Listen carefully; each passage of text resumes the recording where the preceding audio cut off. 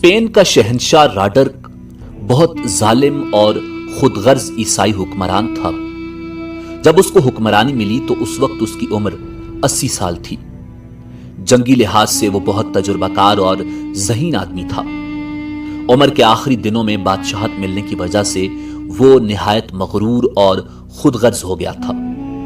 Spain में हुकूमत के अपने रस्म रिवाज थे, जिसके आदाब में शामिल था कि गवर्नर, अमीर, रईस, शहर के हाकिम, मुशीर और उन जैसे अहम अफराद अपनी औलाद को जवान होने तक शाही महल में रखते थे, जहां शाही आदाब सिखाए जाते थे।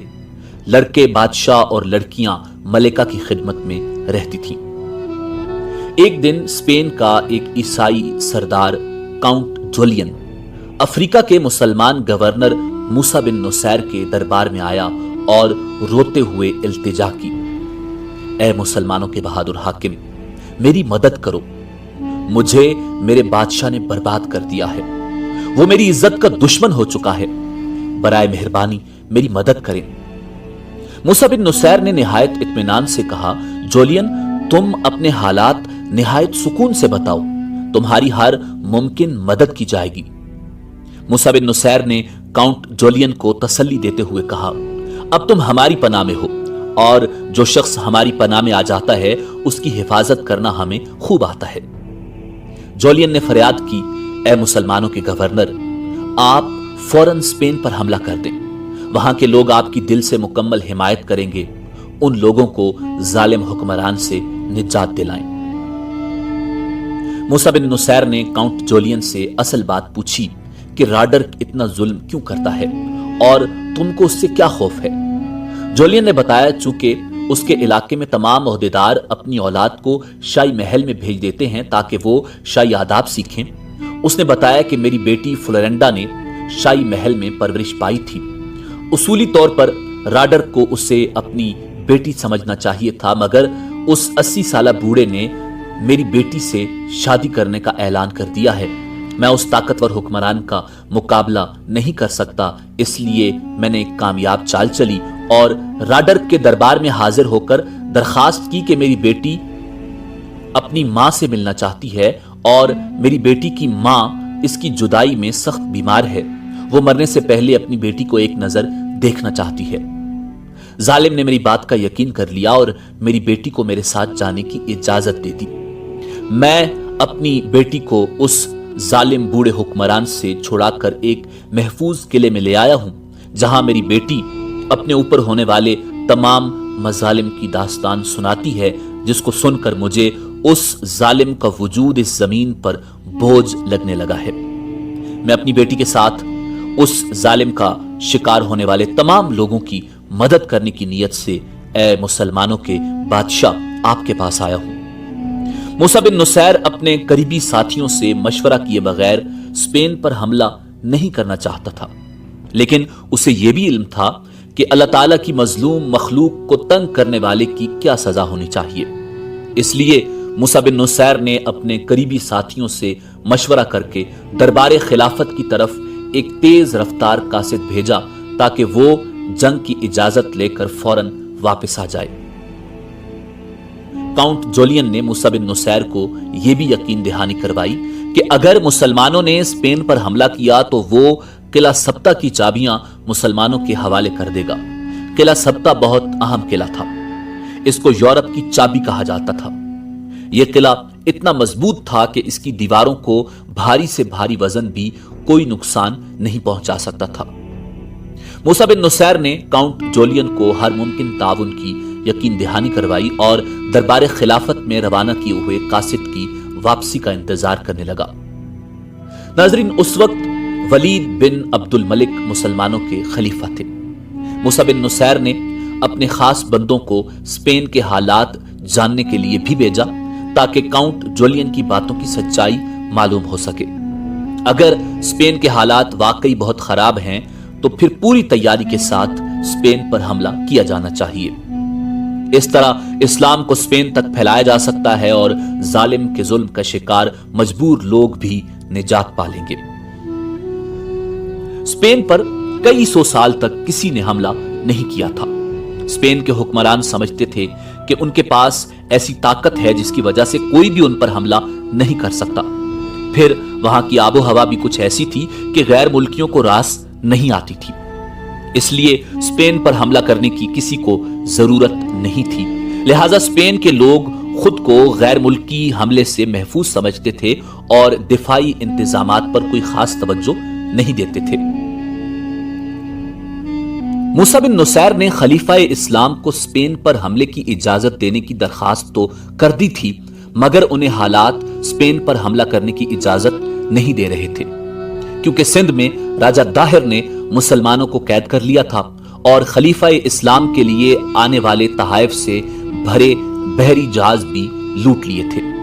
راجہ داہر سے مقابلہ کرنے کے لیے ان دنوں محمد ابن قاسم کی سربراہی میں اسلامی فوج دمشق سے سندھ کی طرف روانہ ہو چکی تھی۔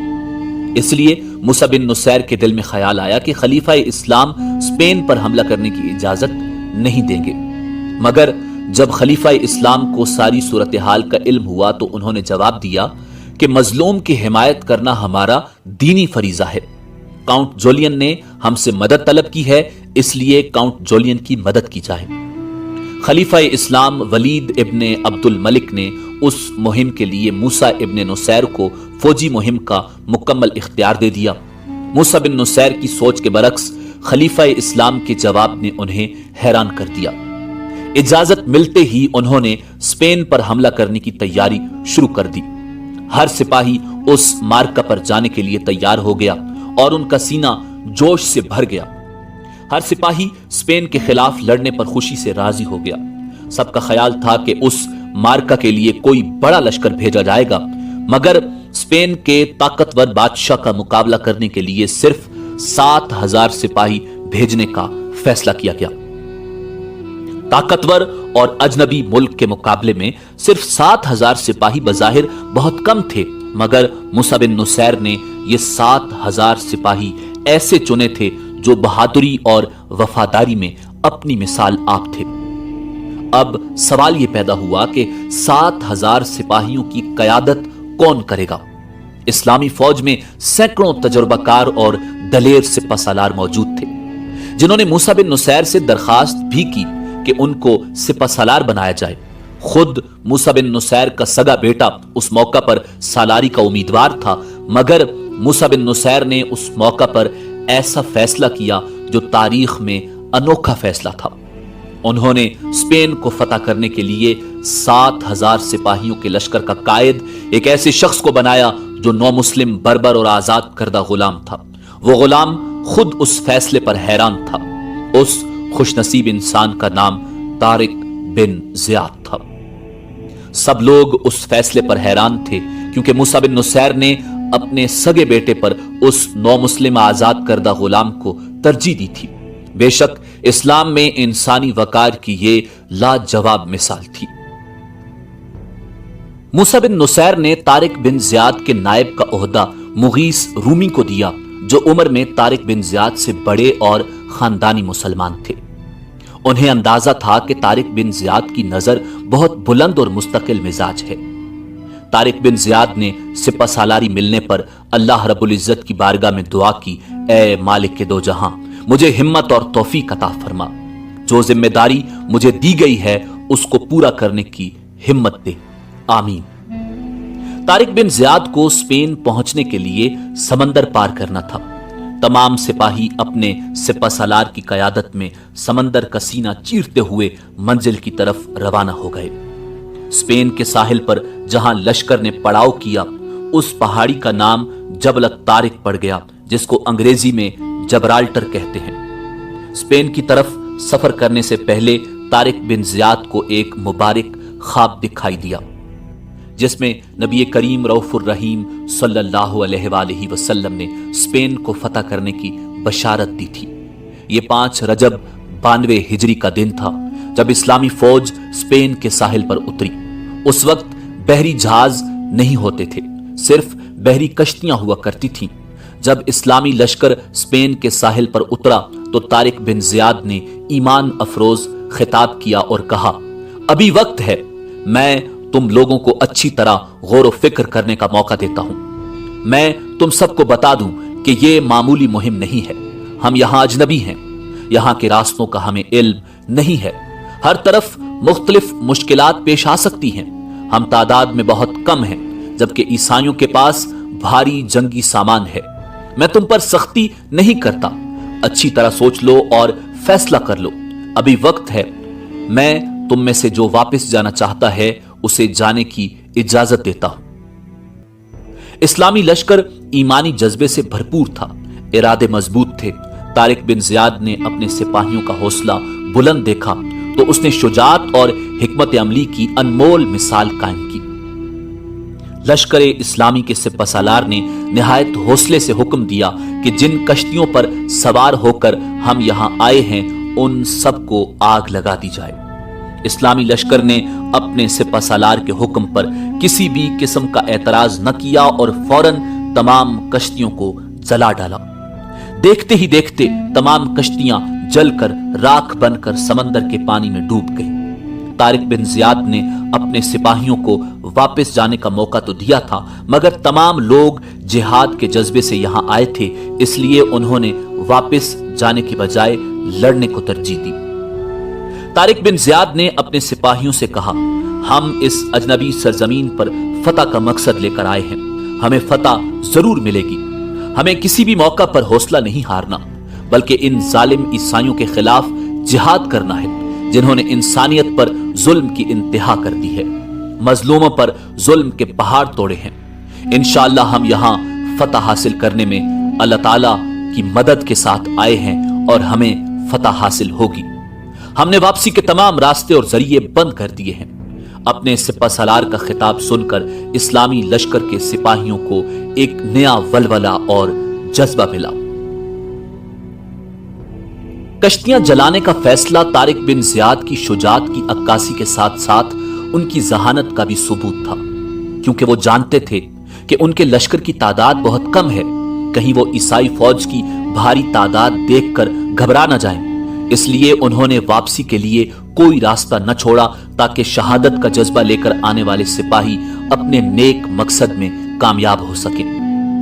फिर तारिक बिन जियाद को वो ख्वाब भी याद था जिसमें रसूल कायनात इमामुल अंबिया जनाबे मुहम्मदुर रसूलुल्लाह सल्लल्लाहु अलैहि वसल्लम ने उन्हें यकीन दिलाया था कि स्पेन की फतह जरूर होगी। इसलिए उनके दिल में किसी किस्म का कोई खौफ नहीं था, वो पुरुम्मीद थे। फिर इस्लामी लश्कर का हर सिपाही ये जान चुका था कि हमने स्पेन को हर हाल में फतह करना है। अब हमारा एक ही मकसद है, फतह या शहादत। अभी तारिक बिन जियाद इर्द गिर्द के माहौल और खूबसूरत मनाजिर को देख रहे थे, जिससे इस्लामी लश्कर के दिलों में उस खित्ते की खूबसूरती बस चुकी थी। इस्लामी लश्कर पहाड़ों के दामन में उतरने लगा तो एक आदमी जर्द रंग का रेशमी लिबास पहने उनके सामने आ गया। उसका चेहरा बेचैनी और परेशानी की वजह से मुरझाया हुआ था। उसको देखकर इस्लामी लश्कर के सालार आजम तारिक इब्ने जियाद चलते चलते रुक गए। उन्होंने अपने करीबी साथी और मुशीर मुगीस अर-रूमी, जो ईसाई से मुसलमान हो चुका था, उससे कहा, मुगीस, ये आदमी ईसाई लगता है। मुगीस अर-रूमी ने आने वाले आदमी को गौर से देखा और हां का इशारा कर दिया। तारिक बिन जियाद ने उससे कहा कि वो आदमी के पास जाए और उसके आने का मकसद पूछे। मुगीस अर-रूमी आने वाले शख्स की जानिब बढ़ा और उससे थोड़ी देर बातचीत करके उसको अपने साथ लेकर अपने सालार आजम तारिक इब्ने जियाद के पास आया। तारिक ने सवालिया नजरों से उस आदमी की तरफ देखा तो उसने हाथ जोड़कर कहा, मैं एक दरखास्त लाया हूं। अगर आप मेरी मदद करें तो आपका मुझ समेत पूरी इंसानियत पर एहसान होगा। तारिक बिन जियाद ने मुस्कुराते हुए उससे कहा, अपनी सारी बात खुलकर बताओ, क्योंकि मजलूमों की मदद ही के लिए हम यहां आए हैं। आने वाले आदमी ने अपना नाम अमामन बताया और निहायत गमनाक आवाज में कहा, मैं ईसाई हूं। हमारे जालिम बादशाह राडर के साथियों ने मेरी सारी दौलत छीन ली है। उन्होंने मेरी दौलत लूटने के बाद मेरी इकलौती बेटी को भी अगवा कर लिया है। ये कहकर अमामन की आवाज भर गई और उसकी आंखों से आंसू जारी हो गए। तारिक बिन जियाद अपनी जगह से उठा और आगे बढ़कर अमामन के कंधे पर हाथ रखते हुए कहा, अमामन, तुम गम मत करो, हम तुम्हारी बेटी को जालिमों से जरूर आजाद करवाएंगे, मगर इससे पहले मुझे अपने बादशाह राडर के किरदार और रवैये के मुतालिक कुछ बताओ। अमामन ने तारिक बिन ज़ियाद की तसल्ली आमेज गुफ्तगू सुनकर कहा, ए नेक मुसलमान, जब से इस जालिम बूढ़े ने इस मुल्क की बादशाहत संभाली है, तब से किसी की जानो माल और इज्जत महफूज नहीं रही। इसने जुल्म और सितम का बाजार सजा रखा है और जवान लड़कियों को अगवा करवाता है। तारिक बिन ज़ियाद ने अमामन की बात सुनी और बोला, राडर की उम्र कितनी है? अमामन ने कहा, 80 साल के करीब का होगा, कब्र में टांगे हैं, मगर जुल्म की इंतहा कर रहा है। तारिक इब्ने ज़ियाद ने अमामन की पूरी बात सुनी और कुछ सोचते हुए बोला, क्या तुम्हारी बेटी को राडर के साथी वरगला कर ले गए हैं या उसको जबरदस्ती ले गए हैं? अमामन ने हाथ जोड़कर रोते हुए कहा, ए नेक दिल सिपाही, मेरी मासूम बेटी मुझे पुकारती रही, मगर वो गुंडे उसको जबरदस्ती साथ ले गए। मैंने अपनी बेटी को उनके चुंगल से छुड़वाने की कोशिश की तो उन्होंने मुझे इस जोर से धक्का दिया कि मैं दीवार से टकराया और गिरकर बेहोश हो गया। उन जालिमों ने मेरे घर में सारा माल लूट लिया और मेरी बेटी को अपने साथ ले गए। मुझे अपनी बेटी की फिक्र खाए जा रही है। मैं इस गम में ज़हनी तवाजुन खो रहा हूं। आपको अपने प्यारों का वास्ता मेरी जरूर मदद करें। यह कहकर अमामन जोर से रोने लगा। तारिक बिन ज़ियाद ने आगे बढ़कर उसे गले लगा लिया और तसल्ली देते हुए कहा, इंशाअल्लाह बहुत जल्द तुम्हारी बेटी तुम्हें मिल जाएगी। अमामन ने ये अल्फाज सुने तो चेहरे पर मुस्कुराहट लाते हुए बोला, हुजूर, मैं उस दिन जब बेहोश हो गया तो मुझे ख्वाब में एक बुजुर्ग नजर आए थे जिनकी सफेद दाढ़ी थी। उन्होंने मेरे सर पर हाथ फेरा और कहा, अमामन, तुम गम न करो, तुम्हारी मासूम बेटी को आजाद करवाने वाले अब तुम्हारे मुल्क में आ चुके हैं। तुम सब्र करो, वो बहुत जल्द तुम्हारी मदद करेंगे। मैंने खुशी से उन बुजुर्ग के पांव पकड़ लिए और दरखास्त की कि मुझे मेरे मोहसिन इंसान का हुलिया बता दें ताकि मैं पहचान लूं। उन्होंने कहा कि उन नेक इंसानों के सर पर पगड़ियां, अमामा और चेहरे पर दाढ़ी होगी। उन्होंने लंबा लिबास पहना होगा और उन्हें मुसलमान कहते हैं।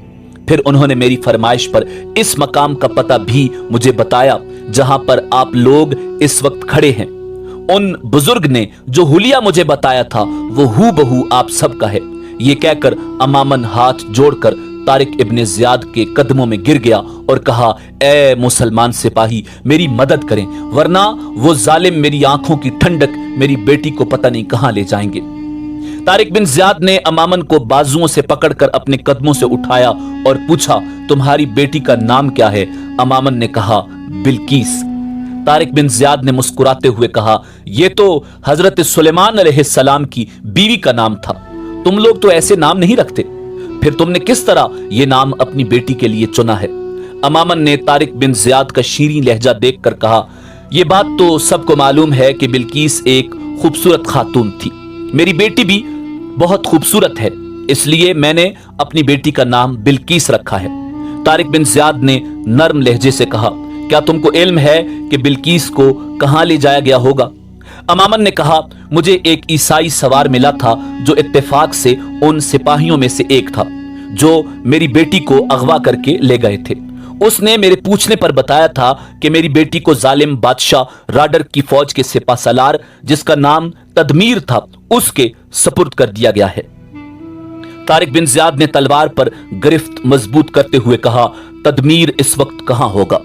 अमामन ने मुसलमान सिपा सलार का अज़्म और जज्बा देखा तो कहा, वो यहां से 5 मील के फासले पर अपने सिपाहियों के साथ रुका हुआ है।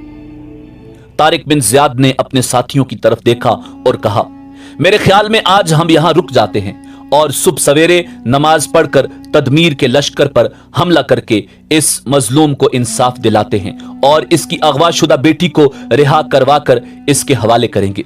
अपने सिपा सलार की बात सुनकर तमाम मुसलमान फौजी अफसरों ने भी इस तजवीज को मान लिया। फिर इस्लामी लश्कर ने साहिल पर रात गुजारी। मुसलमान लश्कर अपने साथ खैमे नहीं लाया था, इसलिए खुले आसमान तले सोने से पहले सिपाहियों ने खाना तैयार किया जो पूरी फौज को इकट्ठे पेश किया। امامن بھی ان سپاہیوں میں بیٹھا کھانا کھاتے ہوئے حیران تھا کہ یہ کیسی قوم ہے جس کے بادشاہ اور غلام میں کوئی فرق نہیں ہے، بلکہ سب لوگ ایک دسترخوان پر مل کر کھانا کھا رہے تھے۔ تہجد اور فجر کی نماز باجماعت پڑھتے دیکھ کر امامن کو مسلمانوں کا رات کو جاگ کر عبادت کرنا اور مل کر نماز پڑھنا بہت اچھا لگا تھا۔ اکٹھے رات گزارنے کے بعد اس کو اس بات کی بہت خوشی ہوئی کہ تمام مسلمان اپنی رات کا زیادہ وقت اللہ تعالیٰ کی عبادت میں گزارتے ہیں اور فضول بات چیت نہیں کرتے۔ جو برائیاں دوسرے مذاہب میں تھیں ان کا نام و نشان بھی اس کو وہاں نظر نہیں آیا۔ نماز سے فارغ ہو کر سب سپاہیوں نے کھجوروں کا ناشتہ کیا اور اپنے سالار کا حکم ملتے ہی اسلامی لشکر تدمیر سے امامن کی بیٹی کو آزاد کروانے کے لیے چل پڑا۔ تدمیر واقعی 5 میل کے فاصلے پر موجود تھا اور وہ کسی بھی حملے سے بے خبر اپنی مستی میں مگن تھا۔ تدمیر کا شمار اسپین کی فوج کے تجربہ کار اور مشہور جرنیلوں میں ہوتا تھا، جس نے کئی جنگوں میں اپنی بہادری اور ذہانت کا مظاہرہ کیا تھا۔ اس کو اسلامی لشکر کی آمد کا علم بھی ہو گیا تھا، اس لیے اس نے جنگی حکمت عملی اپناتے ہوئے فوراً اسلامی لشکر پر حملہ کرنے کا ارادہ کر لیا، اور مسلمان فوجی ابھی ٹھیک طرح سے منظم نہیں ہو پائے تھے کہ ان پر اچانک حملہ کر دیا گیا، مگر انہوں نے نہایت دلیری اور جذبہ ایمانی سے تدمیر کی فوج کا مقابلہ کیا۔ اسپینی فوج کے مقابلے میں اسلامی لشکر کی تعداد بہت کم تھی۔ اسپینی فوج کی بھاری تعداد گھڑ سواروں کی تھی، جبکہ مسلمانوں کے پاس کوئی گھوڑا نہیں تھا، وہ سب پیدل تھے۔ تدمیر کا ہر سپاہی لوہے کا جنگی لباس پہنے ہوئے تھا اور وہ سب جنگی ہتھیاروں سے لیس تھے۔ ادھر اسلامی لشکر کے پاس جنگی لباس تو کیا پورے ہتھیار بھی نہیں تھے، مگر ان کے دل میں جذبہ جہاد تھا۔ شہادت کے شوق میں وہ دشمن کی فوج پر ٹوٹ پڑے۔ جب دشمن ان کے سامنے آیا تو یہ شوق مزید بڑھ گیا۔ ہسپانوی فوج کے سالار کے حکم پر طبل جنگ بجایا گیا تو ان میں بھی ایک جوش آ گیا، مگر اس طبل جنگ کے جواب میں اسلامی لشکر نے بیک زبان کہا، نعرہ تکبیر، اللہ اکبر۔ عیسائی جرنیل تدمیر نے بہت حقارت اور تنزیہ نظروں سے اسلامی لشکر کو دیکھا جو پیدل اور کم ہتھیاروں کے ساتھ اس کی بہت بڑی فوج کے مقابلے پر کھڑا تھا۔ تدمیر نے سوچا کہ اس لشکر کو ختم کرنا تو بہت آسان ہے، کیونکہ میری فوج اس چھوٹی سی فوج کو اپنے گھوڑوں تلے روند کر رکھ دے گی، ان کی لاشوں سے میدان بھر جائے گا۔ مگر تدمیر کی تمام تدبیریں بہت جلد غلط ثابت ہو گئیں۔ جب مسلمان تیرانداز اور نیزہ باز سپاہیوں نے ہسپانوی فوج کے گھوڑوں اور سپاہیوں کو نشانہ بنا لیا، وہ پھرتی سے ان گھڑ سواروں کو زمین پر گراتے اور ان کے زخمی فوجیوں کو ان کے اپنے زخمی گھوڑے روندنے لگتے۔ اسلامی لشکر نہایت بہادری سے لڑ رہا تھا، دشمن کے قدم بری طرح اکھڑ گئے تھے۔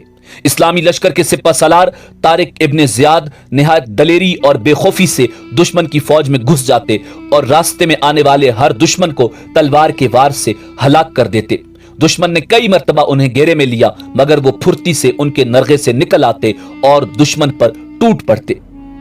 جب طارق ابن زیاد اور اسلامی لشکر نہایت جانبازی سے لڑتے ہوئے عیسائی جرنیل تدمیر تک پہنچ گیا تو وہ تدمیر جو جنگ سے پہلے اسلامی لشکر کو حقیر جان کر خوش ہو رہا تھا، وہی اب اپنی جان بچانے کے لیے بھاگ گیا۔ جب ہسپانوی سپاہیوں نے اپنے جرنیل کو میدان سے بھاگتے دیکھا تو وہ بھی اس کے پیچھے بھاگنے لگے۔ اسلامی لشکر نے دور تک ان کا پیچھا کیا اور مزید کئی سپاہیوں کو ختم کر دیا۔ اس لڑائی میں 1100 سے زیادہ عیسائی مارے گئے اور صرف 19 مسلمان شہید ہوئے۔ اب امامن مسلمانوں کا جذبہ وعدہ اور رات بھر جاگ کر عبادت کرنا دیکھ چکا تھا۔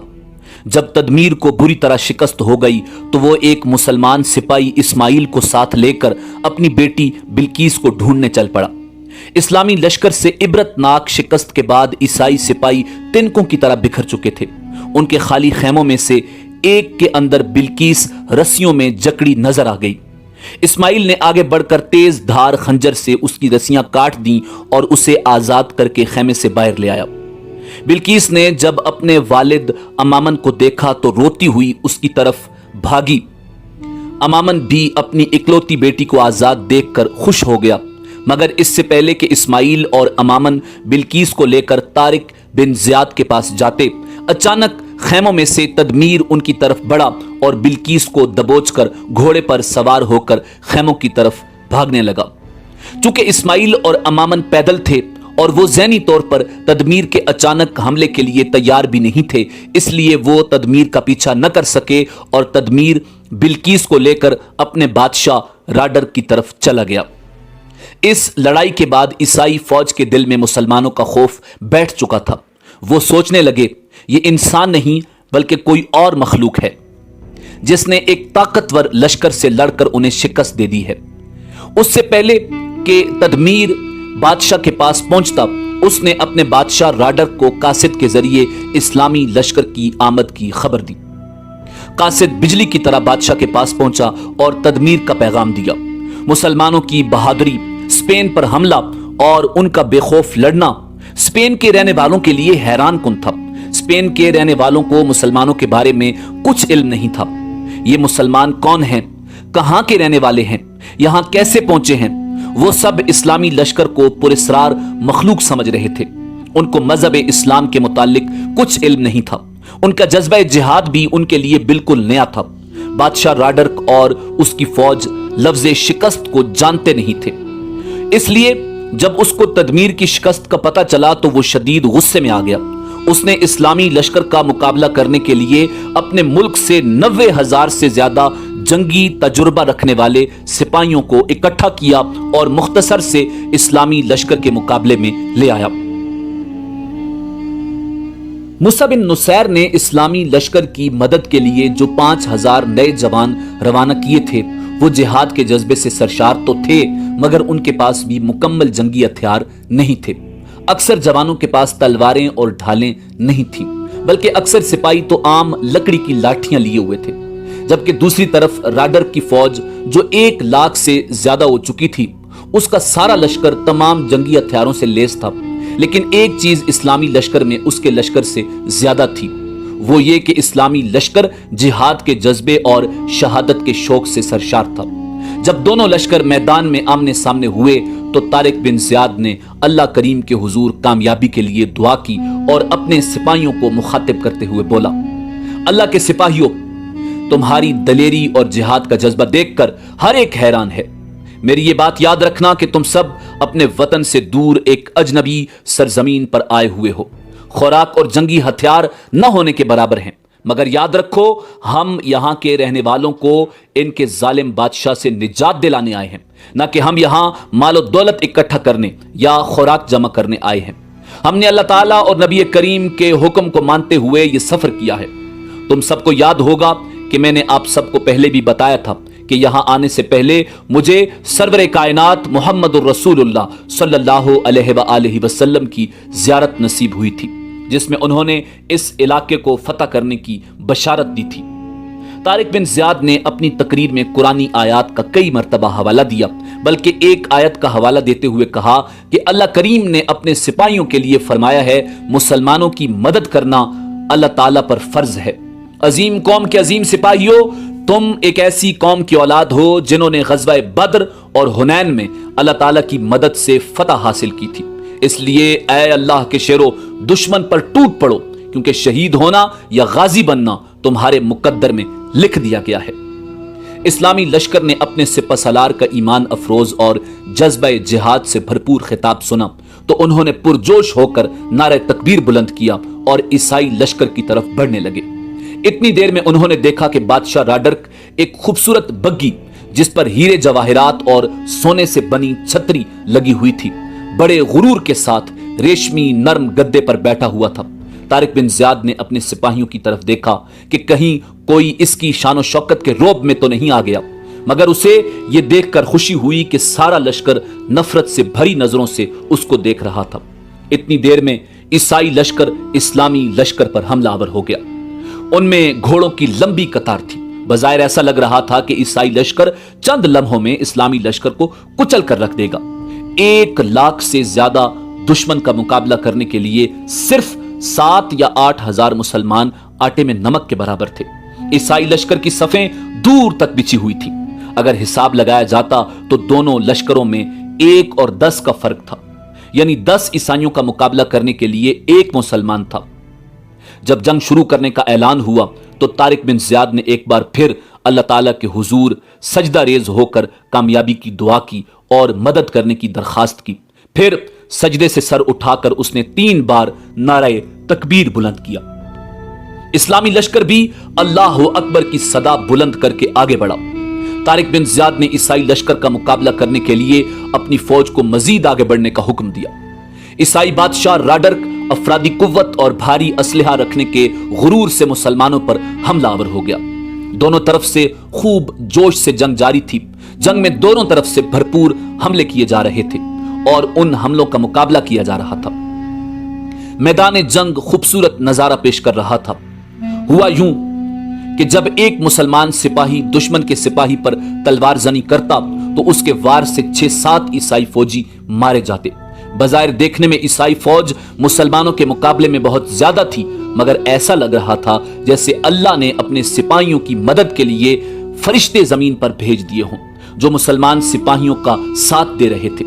شام تک میدان جنگ کا نقشہ بدل چکا تھا۔ غزوہ بدر کی طرح اس جنگ میں بھی مسلمانوں نے فرشتوں کا ساتھ ملنے سے کفار کو بری طرح شکست دے دی۔ اللہ تعالیٰ کا شیر کافر گیدڑوں کو عبرت ناک شکست دے چکا تھا۔ ظالم بادشاہ راڈرک میدان جنگ سے بھاگ چکا تھا۔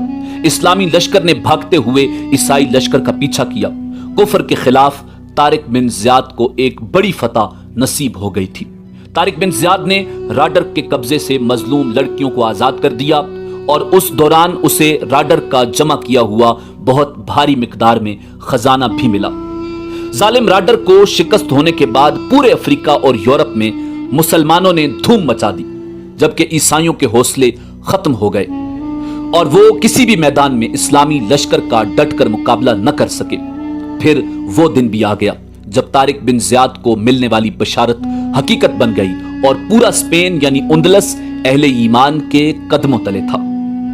طارق بن زیاد نے اپنے جانثاروں کے ساتھ اسپین فتح کر کے نہ صرف ان 2 مظلوم لڑکیوں کو آزاد کر دیا بلکہ دیگر سینکڑوں مظلوم لڑکیوں کی دعائیں بھی اسلامی لشکر کے ساتھ تھیں۔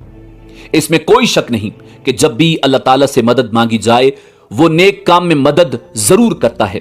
اسپین پر مسلمانوں کا قبضہ ہونے کے بعد وہاں کے تمام غریب کسان اور عوام اپنی زمین کے حقیقی وارث بن گئے۔ جن امیروں نے غریبوں پر زندگی تنگ کر رکھی تھی وہ سب اسلامی حکومت آ جانے سے حقداروں کو ان کا حق دینے لگے۔ ملک میں جہاں ہر وقت لوٹ مار اور بدامنی تھی وہاں اب امن اور سکون نظر آنے لگا تھا۔ اسپین کے عوام نے مسلمانوں کی نیک دلی اور اچھا اخلاق دیکھا تو وہ دھڑا دھڑ ایمان لا کر مسلمان ہونے لگے۔ جو لوگ ایمان نہیں لائے ان کو بھی اسلامی حکومت نے مکمل حقوق دے رکھے تھے۔ اسپین کے مشہور شہر قرطبہ کو دارالخلافہ بنا دیا گیا اور وہاں ایک عالی شان مسجد بھی بنائی گئی۔ طارق بن زیاد نے پورا اسپین فتح کرنے کے بعد موسیٰ بن نصیر کو پیغام بھیجا کہ اب اسے پورا یورپ فتح کرنے کی اجازت دی جائے۔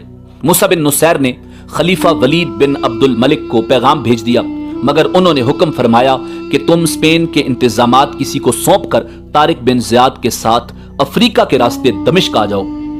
موسیٰ بن نصیر نے خلیفہ کے حکم کے مطابق اپنے بیٹے عبدالعزیز کو اسپین کا گورنر بنایا اور طارق بن زیاد کے ساتھ دمشق کی طرف چل پڑا۔ مگر طارق بن زیاد اور موسیٰ بن نصیر جب دمشق پہنچے تو اس وقت خلیفہ ولید بن عبد الملک فوت ہو چکا تھا، اس لیے ان دونوں کو یہ علم نہ ہو سکا کہ خلیفہ نے ان دونوں کو کس لیے دمشق بلایا تھا۔ خلیفہ ولید بن عبد الملک کی وفات کے بعد سلیمان بن عبد الملک خلیفہ بنا تو اس نے ہر شخص کے ساتھ دشمنی پال لی۔ موسیٰ بن نصیر اور طارق بن زیاد بھی خلیفہ کے انتقام کا شکار ہو گئے۔ خلیفہ نے ان دونوں کو گرفتار کر کے قید کر لیا۔ سلیمان بن عبد الملک کا دور حکومت عظیم مسلم فاتحین کے لیے کسی قیامت سے کم نہیں تھا۔ ایسے مسلم فاتحین جن کا نام تاریخ اسلام میں ہمیشہ سنہری حروف سے لکھا جاتا ہے وہ سب اس دور میں نہایت ناروا سلوک کا شکار ہو گئے۔ موسیٰ بن نصیر بھیک مانگنے پر مجبور ہو گئے۔ گورنر خراسان فاتح قتیبہ اور محمد بن قاسم جیسے عظیم مسلم فاتحین بھی खलीफा सुलेमान बिन अब्दुल मलिक के मुजरिम ठहरे और खलीफा ने मूसा बिन नुसैर के बेटे को भी स्पेन की गवर्नरी से हटा दिया कि कहीं वो अपने बाप का बदला लेने न आ जाए। तारिक बिन ज़ियाद के आखिरी दिनों के हवाले से मौर्रिखीन खामोश हैं, मगर चंद जगह पर तारिक बिन ज़ियाद के इंतकाल की तारीख 11 अप्रैल सन 720 ईस्वी दर्ज है। स्पेन, जिसको उंदलस भी कहा जाता है, इस पर मुसलमानों ने 800 साल तक हुकूमत की और आखिर निहायत अफसोसनाक तरीके से उन्हें वहां से निकलना पड़ा। मगर स्पेन के फातेह तारिक बिन ज़ियाद के कारनामों से मुस्लिम फातिहीन की